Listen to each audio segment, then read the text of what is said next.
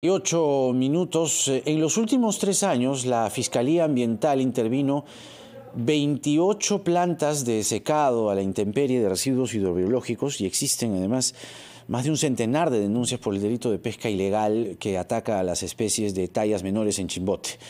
¿Cuál es el impacto de esta actividad? Escuchemos el siguiente informe.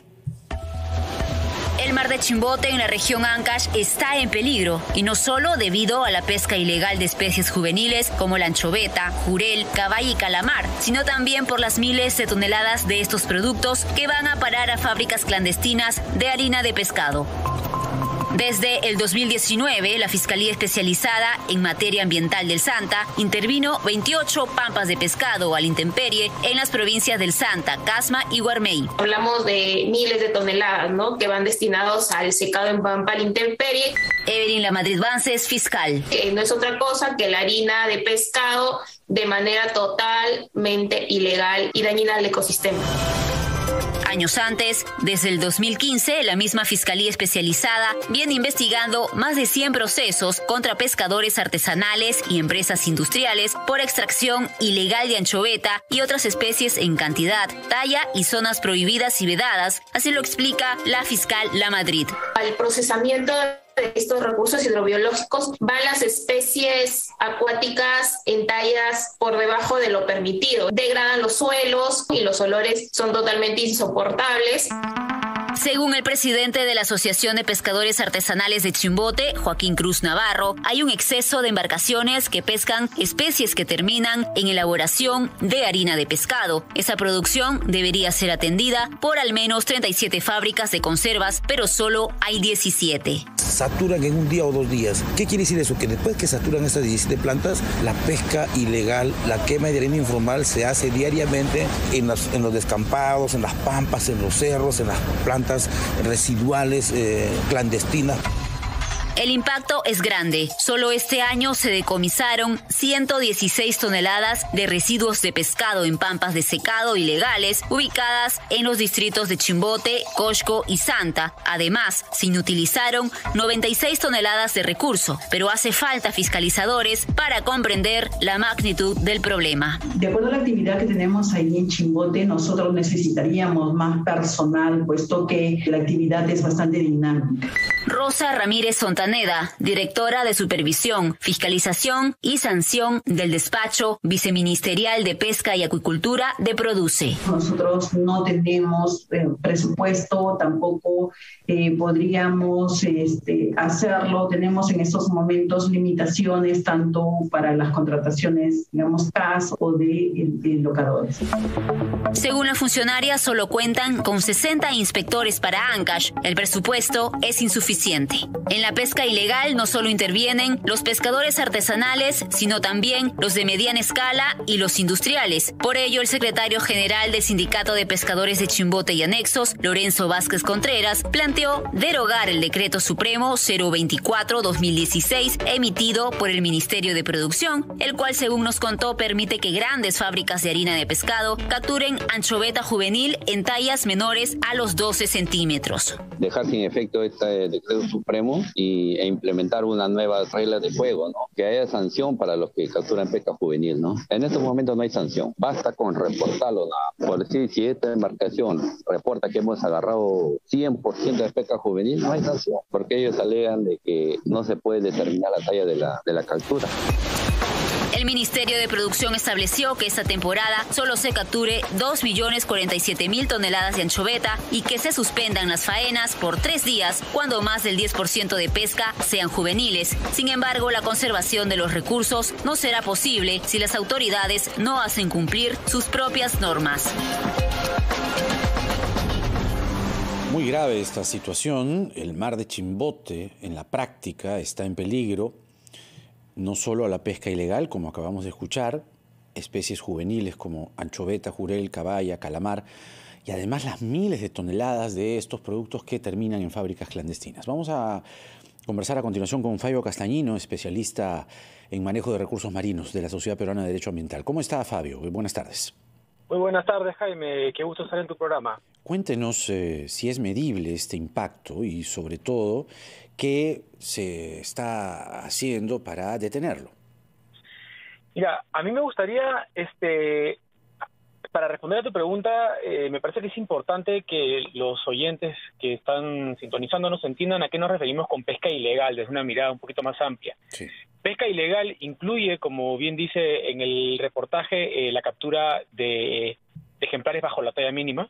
También incluye la captura de, por ejemplo, especies que están en veda o prohibidas.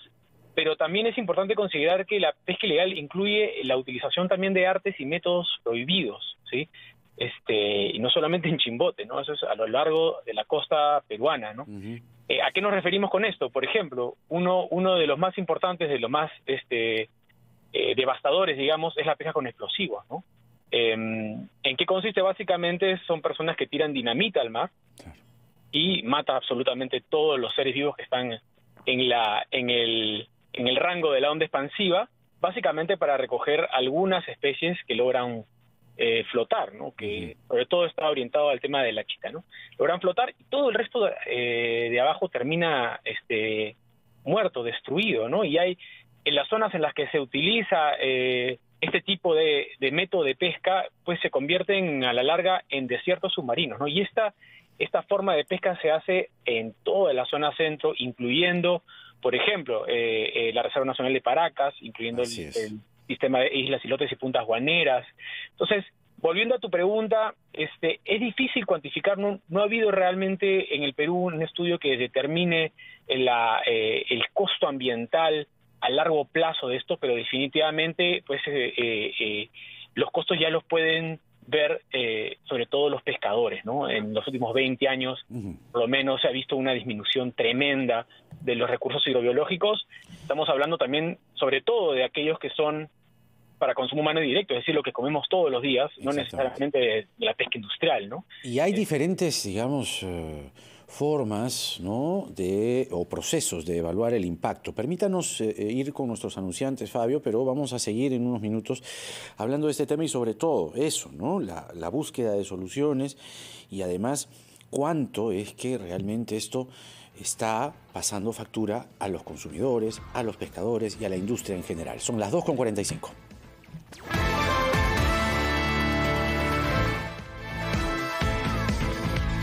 Las 2 de la tarde con 49 minutos, estamos en la rotativa del aire, hoy viernes 19 de noviembre del 2021. Mi nombre es Jaime Chincha y los acompaño hasta las 3 por RPP, la voz de todo el Perú. A ver, mucha atención. Ha escrito la señora Keiko Fujimori en su cuenta de Twitter lo siguiente. Se pronuncia ella respecto al pedido de vacancia que se lanzó ayer.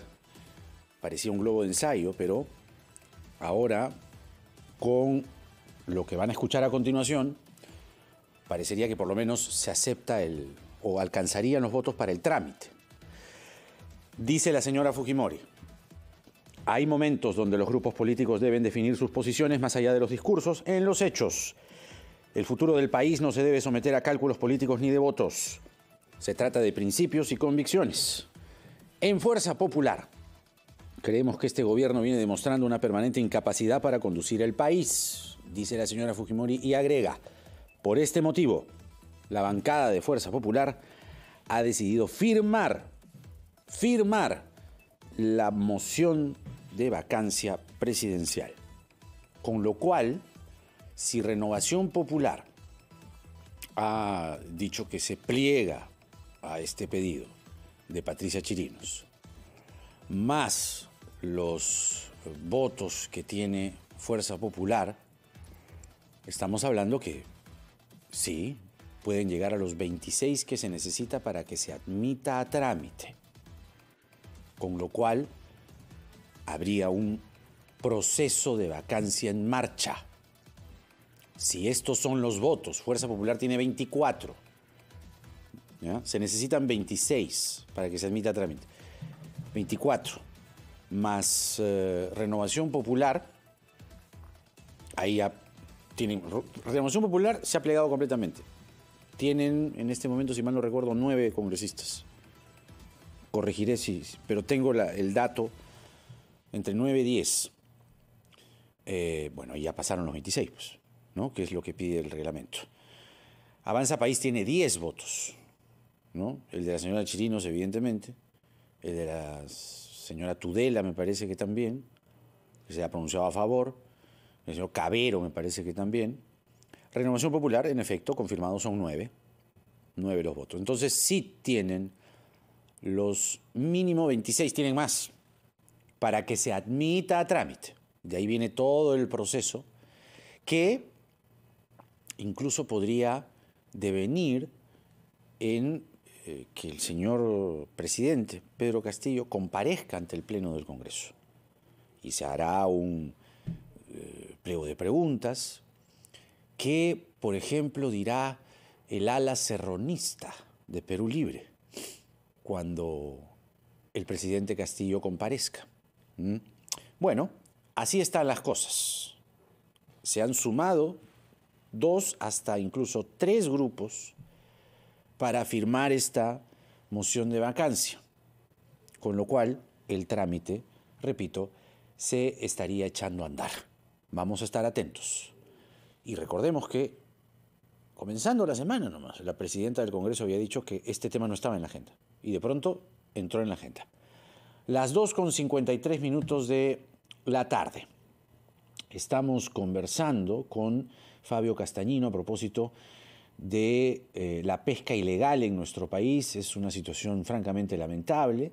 Él es especialista en manejo de recursos marinos de la Sociedad Peruana de Derecho Ambiental.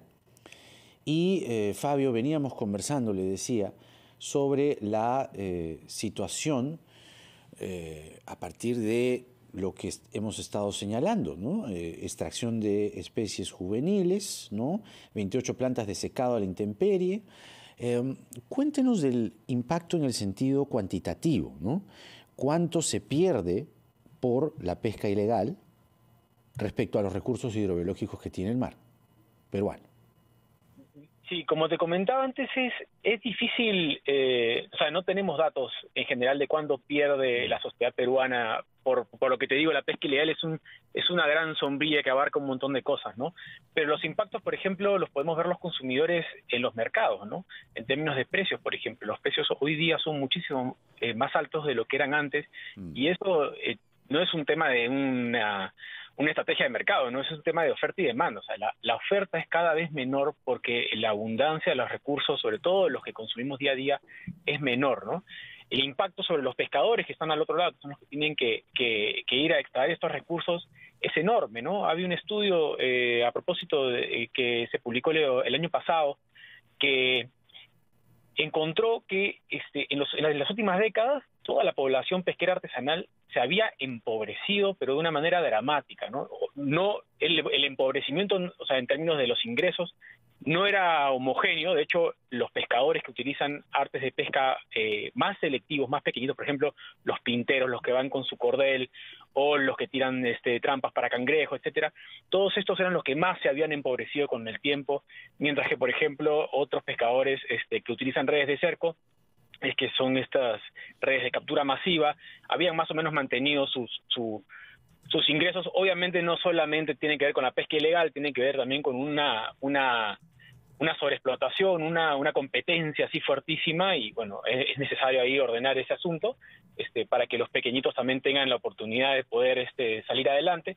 Pero como te digo, esas son las circunstancias del mar. Es bien difícil y no tenemos datos ahorita. Es necesario hacer los estudios correspondientes para saber cuánto estamos perdiendo como sociedad por la pesca ilegal, ¿no? Fabio Castañino es especialista en manejo de recursos marinos de la Sociedad Peruana de Derecho Ambiental y ha estado con nosotros. Fabio, le agradecemos mucho, que tenga muy buenas tardes. Un tema importante, fíjese, ¿no? Cuánto la pesca ilegal finalmente termina incidiendo en el precio del consumidor final, por ejemplo, ¿no?